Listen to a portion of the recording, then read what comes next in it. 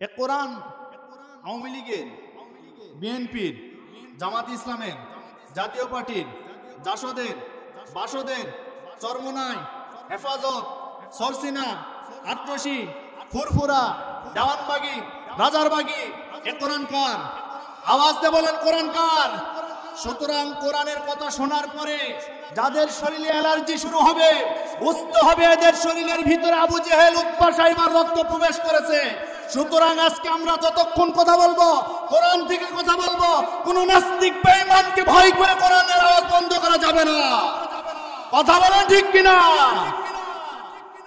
আল্লাহ রাব্বুল আলামিন বলেন, বান্দা আজকে জমিনের উপরে তোমরা যেভাবে চলাফেরা করো, যা কিছু করো না কেন, কিয়ামত কিন্তু একদিন সংগঠিত হয়ে যাবে। তবে যেদিন কিয়ামত শুরু হয়ে যাবে, ওই কিয়ামতের ময়দানে তোমাদের জন্য তিনটা জিনিস সাক্ষী দিবে। আওয়াজ দিয়ে বলুন কয়টা? আজকে আমরা যে জমিনের উপরে বসে আছি, কিয়ামতের ময়দানে এই জমিনটা কিন্তু আমাদের পক্ষে বিপক্ষে সাক্ষী দিবে। আজকে যারা আমরা এই জায়গায় কথা শুনছি, কোরআনের কথাগুলি শোনার জন্য বসেছি, কিয়ামতের ময়দানে আমাদের সকলের জন্য আজকের এই মাটিটা আল্লাহর দরবারে ঝগড়া করবে জান্নাতে নিয়ে যাওয়ার জন্য। এই মাটি ডাকতে বলবেন, রব্বুল আলামিন আপনি কোন বান্দাকে জাহান্নামের ভিতরে প্রবেশ করায় দিচ্ছেন? না না না, এই বান্দা 5 গ্রাম মিধাবাড়ি জামি মসজিদের উদ্যোগে তাফসিরুল কোরআন মাহফিলে এরা বসেছিল, কোরআনের কথা শুনেছে। আজকে আপনি এই বান্দাকে জাহান্নামে নেবেন না। আমি মাটি সাক্ষী দিচ্ছি, আমি জমিন সাক্ষী দিচ্ছি, আপনার এই গোলাম আপনার কোরআনকে মহব্বত করেছে, ভালোবেসেছে। সুবহানাল্লাহ বলুন। এই মাটি যখন সাক্ষী দিবে, এই মাটির সাক্ষী নিয়ে আল্লাহ রাব্বুল আলামিন আপনাকে জান্নাতের ভিতরে প্রবেশ করায় দিবে। 2 নম্বরে কিয়ামতের ময়দানে আমাদের বিপক্ষে সাক্ষী দিবে আমাদের হাত। আল্লাহ রাব্বুল আলামিন বলেন, আল-ইয়াওমা নাখতিমু আলা আফওয়াহিহিম ওয়া তুকাল্লিমুনা আইদিহিম ওয়া তাশহাদু আরজুলুহুম বিমা কানু ইয়াকসিবুন। জোরে বলে আল্লাহু আকবার। সূরা ইয়াসিনের ভিতরে আমাদের সকলের পরিচিত আয়াত। আল্লাহ বলেন, কিয়ামতের ময়দানে বান্দার হাত কথা বলবে।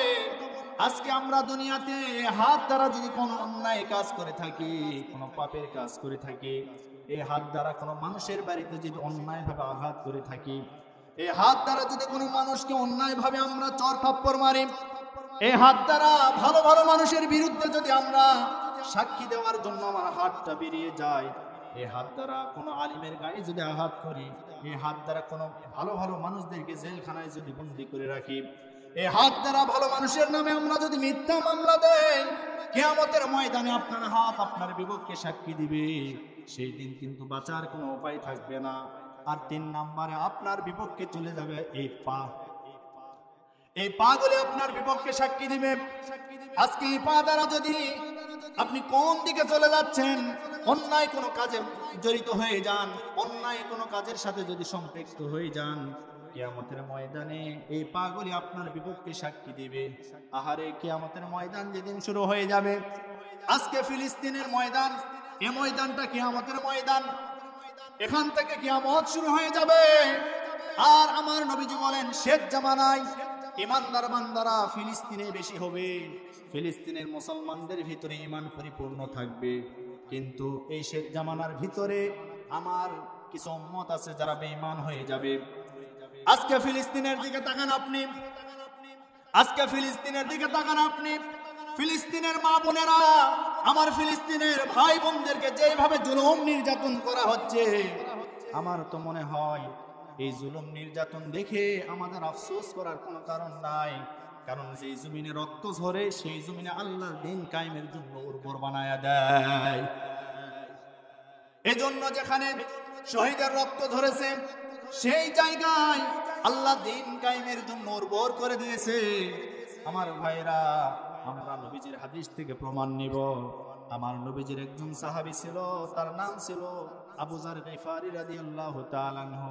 আওয়াজ দিয়ে বলুন, নাম কি? আবু যার গিফারি রাদিয়াল্লাহু তাআলা আনহু আমার নবীজির একজন প্রিয় সাহাবী ছিলেন। এই আবু যার গিফারি, তার বাড়ি গিফার গোত্রে।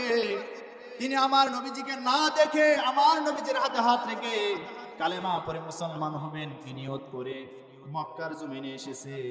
আসার পরে তিনি তো মক্কার জমিনে আমার নবীজির দরবার চিনে না, আমার নবীজির ঘর চিনে না, বাড়ি চিনে না। এমন সময় হযরতে আলীর সঙ্গে দেখা হয়ে গেছে। ডাক দিয়ে বলেন, ও যুবক ভাই, আপনি মনে হয় মক্কার মানুষ, আপনাকে আমি তেমন চিনি না, তবে আমি এখানে এসেছি আব্দুল্লাহর ছেলে মুহাম্মদ বলেন সাল্লাল্লাহু আলাইহি ওয়াসাল্লাম, তার হাতে একটু হাত রেখে আমি কালেমা পড়ে মুসলমান হতে চাই। এই উদ্দেশ্য নিয়ে আমি এই জায়গায় এসেছি। হযরতে আলী রাদিয়াল্লাহু তাআলা আনহু ডাক দিয়ে বলেন, ও ভাই, আপনি কি? আপনাকে আমিও চিনি না, তবে আপনি কালেমা পড়ে মুসলমান হতে চান, ঠিক আছে। মক্কার জমিনে এই মুহূর্তে পরিবেশ আমাদের অনুকূলে নাই, কারণ মক্কার নেতা হলো আবু জেহেল, উতবা, সাইবা, ওয়ালিদ বিন মুগিরা। যারা মুসলমান হয় তাদের উপরে জুলুম নির্যাতন তারা করে। সুতরাং যা বলেছো দ্বিতীয়বার আর বলতে যেও না। যদি এই কথাটা আবু জেহেল শোনে, এই কথাটা যদি আবু জেহেলের সৈন্যবাহিনীরা শুনতে পারে, তাহলে আমাদের দুজনকে এই জায়গায় মেরে রক্তাক্ত করে ফেলবে। সুতরাং যা বলেছো আর দ্বিতীয়বার বলতে যেও না। এই কথা বলার পরে হযরতে আলী রাদিয়াল্লাহু তাআলা আনহু বললেন, ভাই, যেহেতু তুমি মুসলমান হতে চাও, আমি সামনের দিকে যাচ্ছি, তুমি আমার পিছনে পিছনে আসো। আমি রাসূলের দরবারে যাচ্ছি, তবে কোনো কথা বলা যাবে না। আমি শুধু বলবো ডানে, তাহলে তুমি ডানে চলবে, আর যদি বলি বামে, তাহলে বামে চলবে, কোনো কথা বলা যাবে না। এই কথা বলার পরে হযরতে আলী রাদিয়াল্লাহু তাআলা এবার সামনের দিকে হাঁটতে লাগলেন। হাঁটতে হাঁটতে আমার রাসূলের দরবার পর্যন্ত চলে গেলেন। যাওয়ার পরে আমার নবীজিকে ডাক দিয়ে বলেন, ইয়া রাসূলুল্লাহ, ইয়া হাবিবাল্লাহ, একজন যুবক আমার সাথে এসেছে। এই যুবকটা একটু মুসলমান হতে চায়, আপনার হাতে হাত রেখে কালেমা পড়তে চায়। আমার নবীজি ওই যুবকটাকে ডাক দিয়ে বলেন, যুবক, তোমার নাম কি? বললেন, আমার নাম আবু জার, আমি গিফার গোত্র থেকে এসেছি, আমি আপনার হাতে হাত রেখে একটু কালেমা পড়ে মুসলমান হতে চাই। এরপরে আমার নবীজি আবু জারের হাতে হাত রেখে আবু জারকে কালেমা পড়ে মুসলমান বানাই দিলেন। আরো জোরে বলি সুবহানাল্লাহ। আবু জার গিফারি রাদিয়াল্লাহু তাআলা মুসলমান হয়ে গেলেন। মুসলমান হয়ে যাওয়ার পরে আমার নবীজি বললেন, আবু জার, এখন আমার দরবারে থাকার কোনো সময় নাই, কারণ এই মুহূর্তে আবু জেহেলের সাঙ্গপাঙ্গরা, আবু জেহেলের পুলিশ বাহিনী, আবু জেহেলের সেনাবাহিনী আমাদের বাড়িতে রাতের আধারে তল্লাশি চালায়। কোন জায়গায় দিনের কর্মী আছে, কোন জায়গায় ইসলামের দিনের মুজাহিদরা আছে, সেই জায়গায় তারা তল্লাশি চালায়। তাদেরকে গ্রেফতার করে তারা তাদের জেলখানায় বন্দী করে রাখে। ১৫০০ বছর আগে মক্কার জমিনে এই ঘটনা ঘটেছে। আচ্ছা বলেন তো, এই ঘটনা আজ সারা পৃথিবীতে মুসলমানদের জন্য আছে না নাই? আরো যারা বলেন আছে না নাই? আমার বাংলাদেশে আছে না নাই? সুতরাং আমরা বলতে চাই, ১৫০০ বছর আগে আবু জেহেলের সাঙ্গপাঙ্গরা মুসলমানদের উপরে যে জুলুম নির্যাতন করেছে, আজও বাংলার জমিনে মুসলমানদের উপরে ওই আবু জেহেলের প্রেতাত্মারাই জুলুম করছে। কথা বলেন ঠিক কিনা? জিহাদের ওই ময়দানেতে যেতে তোমাকে হবে, প্রয়োজনে সব রক্তটুকু জমিনে ঢেলে দেবে। আল্লাহু আকবার! হাত তুলে বলেন আল্লাহু আকবার। জিহাদের ওই ময়দানেতে যেতে তোমাকে হবে, প্রয়োজনে সব রক্তটুকু জমিনে ঢেলে দেবে। তবুও তোমায় লড়তে হবে, করবে না কোনো ভয়। বিপ্লব মানে জীবন দিয়া বসে থাকা নয়, সে কোনো দিন আসবে না রে, করো যদি ভয়। বিপ্লব মানে জীবন দিয়া বসে থাকা নয়, সে কোনো দিন আসবে না রে, করো যদি ভয়। আসবে বিজয়, রক্ত আর জীবনের বিনিময়, আসবে বিজয়, রক্ত আর জীবনের বিনিময়। বিপ্লব মানে জীবন দিয়া বসে থাকা নয়, সে কোনো দিন আসবে না রে, করো যদি ভয়। বিপ্লব মানে জীবন দিয়া বসে থাকা নয়, সে কোনো দিন আসবে না রে, করো যদি ভয়। কোথা থেকে কোন ভিন দেশে শকুন আসলো আমার দেশে, সেবার নামে বসলো তারা মীর জাফরের বেশে। কথা বলেন, কথা বলেন। কোথা থেকে কোন ভিন দেশে শকুন আসলো আমার দেশে, সেবার নামে বসলো তারা মীর জাফরের বেশে। ওদের করতে নাস্তা নাবুদ হতে হবে নির্ভয়, ওদের করতে নাস্তা নাবুদ হতে হবে নির্ভয়। বিপ্লব মানে জীবন দিয়া বসে থাকা নয়, সে কোনদিন আসবে না রে করো যদি ভয়। আসবে বিজয় রক্ত আর জীবনের বিনিময়, আল্লাহু আকবার। আসবে বিজয় রক্ত আর জীবনের বিনিময়, বিপ্লব মানে জীবন দিয়া বসে থাকা নয়, সে কোনদিন আসবে না রে করো যদি ভয়। আমার ভাইরা, আমার নবীজি আবু জারকে ডাকতে বলেন, আবু জার, এই মুহূর্তে মক্কার জমিনে আমাদের অবস্থা বেশি ভালো না, এজন্য তোমাকে আমি বলি, আমি যে আমলগুলি দিব বাড়িতে গিয়ে আমল করবা, বাড়িতে গিয়ে তুমি জিকির আজকার করবা, বাড়িতে গিয়ে নামাজ পড়বা। যখন আমাদের পরিবেশটা শান্ত হয়ে যাবে, পরিবেশটা ভালো হয়ে যাবে, তখন তুমি উচ্চ আওয়াজে কালিমার জিকির করবা। আমার নবীজি এই তালিম দেওয়ার পরে আবু জারকে বললেন, এখন তুমি বাড়িতে চলে যাও। এবার আবু জার গিফারি রাদিয়াল্লাহু তাআলা যখন বাড়িতে আসবেন, মক্কার কাবার চত্বরে যখন আসলেন, আসার পরে কাবা ঘরের দিকে একটা বার যখন দৃষ্টিটা চলে গেছে, ওই দৃষ্টিটা যাওয়ার সাথে সাথে আবু জার নিজেকে আর ঠিক রাখতে পারে নাই, উচ্চ আওয়াজে বলে উঠছে, লা ইলাহা, জোরে লা ইলাহা,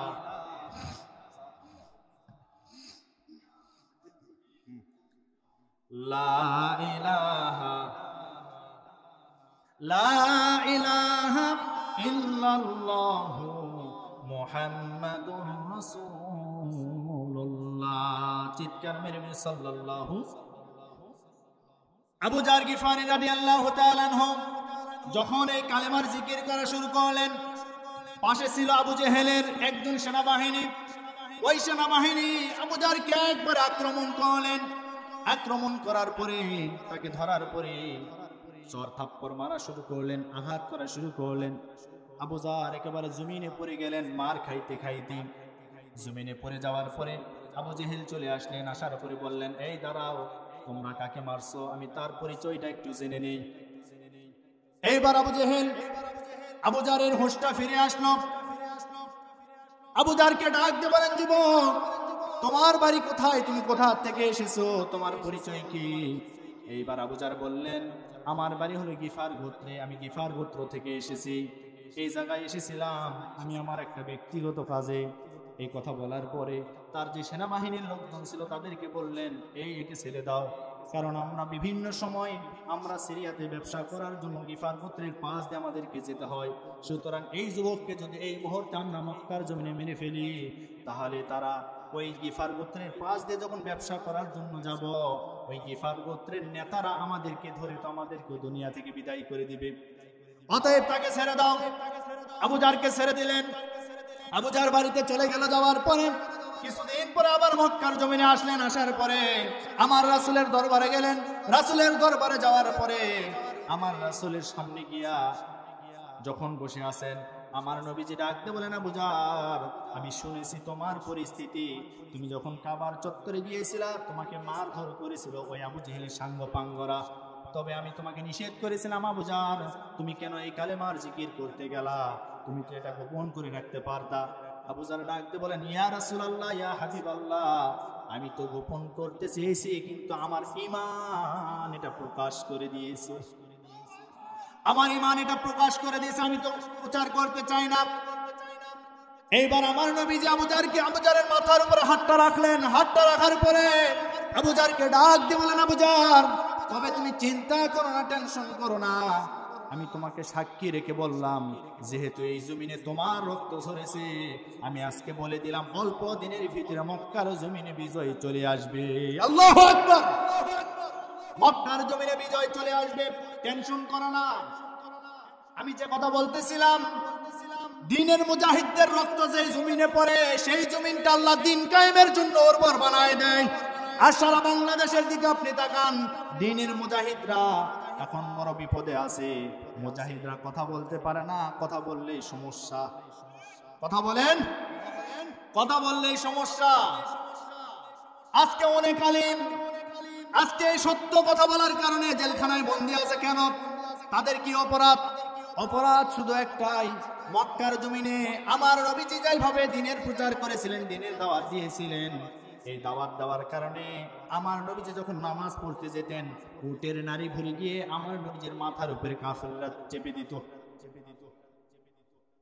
আচ্ছা বলেন তো, আমার নবীজি তাদের কি জমি জায়গা দখল করে নিয়েছিল? কথা বলেন। অপরাধ কি ছিল?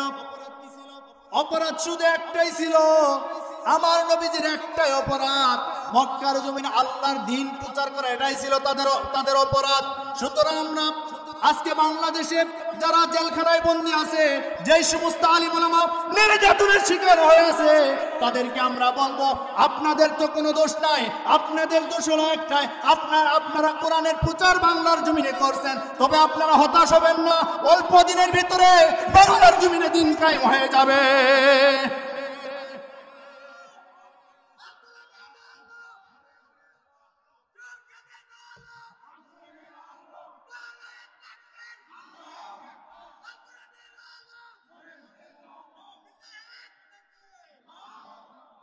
কোনো ভয় আছে? কোনো সমস্যা আছে? আমরা তো আমাদের পরিবারের কাছ থেকে বিদায় নিয়েছি, এই পথে যখন নেমেছি আমাদের কোনো অসুবিধা নাই, কোনো ভয় নাই, কারণ আমরা তো আমাদের জীবনকে বাঁচাতে পারবো না। পারবো? আমাদের সমাজে এখন একটি কথা ভুল প্রচলিত, অনেকে বলে না জীবন বাঁচান খরচ। নাউজুবিল্লাহ বলবেন না? বলে কি না? বলে না এরকম, জীবন বাঁচান ফরজ। আরে পাগলা, জীবন কেউ বাঁচাতে পারে? কেউ জীবন বাঁচাতে পারবে না। সুতরাং এটি একটি শিরকি কথা। জীবন বাঁচান ফরজ নয়, বরং ঈমান বাঁচান ফরজ। কথা বলেন ঠিক কিনা? আজকে ঈমান হরণ হয়ে যাচ্ছে, আপনার ঈমান নষ্ট হয়ে যাচ্ছে, সেদিকে আপনার কোনো খেয়াল নাই, ভ্রুক্ষেপ নাই। আপনি জীবন বাঁচান ফরজ নিয়ে আসেন, সময়ের ব্যবধানে ছাতা ঝড় যেদিকে, আপনি ছাতা সেই দিকে ধরে আসেন। কিন্তু ওই যে আব্দুল্লাহ ইবনে উবাইকে আমরা দেখি নাই, বাংলার জমিনে এমন আলেম আছে মাথায় টুপি মুখে দাড়ি নিয়ে জান্নাতের সার্টিফিকেট নিয়ে বসে আছে। সুবহানাল্লাহ, জোরে বলবেন না? সুবহানাল্লাহ। দেখছেন আপনি? সুবহানাল্লাহ না নাউজুবিল্লাহ? জোরে বলে নাউজুবিল্লাহ। জান্নাতের টিকিট নিয়ে বসে আছে, টিকিট ধরায় দিচ্ছে। আহা, আমরা কিতাবের ভিতর আমরা পড়েছি, আব্দুল্লাহ ইবনে উবাইকে আমরা দেখিনি। কথা বলেন, কিন্তু তার উত্তরসূরি তো বাংলাদেশে আছে। আব্দুল্লাহ ইবনে উবাই, আপনি তো বাইতুল মুকাররমের ইমাম, আপনি সামান্য আমার এই 5টা মসজিদে আমার পিছনে নামাজ পড়েন। আব্দুল্লাহ ইবনে উবাই তো নামাজ পড়েছে আমার রাসূলের পিছনে। আমার রাসূল যখন খুতবা দিতেন, কথা বলতেন, আব্দুল্লাহ ইবনে উবাই আগে 2 মিনিট কথা বলতেন, আমার রাসূলের প্রশংসা করতেন, আমার রাসূলের পিছনে নামাজ পড়তেন, মুখে দাড়ি ছিল, মাথায় টুপি ছিল, সব ঠিকঠাক ছিল। এরপরেও আল্লাহ বলেন ও আসলে প্রকৃত মুমিন নয়, ও মুনাফিক। আর মুনাফিকদের অবস্থান কোথায়? ইন্নাল মুনাফিকিনা ফিদ দারকিল আসফালি মিনান নার। আল্লাহ বলেন কাফির, এরপরে বেঈমান নাস্তিক হয়ে মারা গেলে জাহান্নামে যাওয়ার একটা স্তর আছে, কিন্তু যারা মুনাফিক হয়ে মারা যাবে এদের স্তরটা নিম্ন স্তরে। কথা কার? জোরে বলেন কার?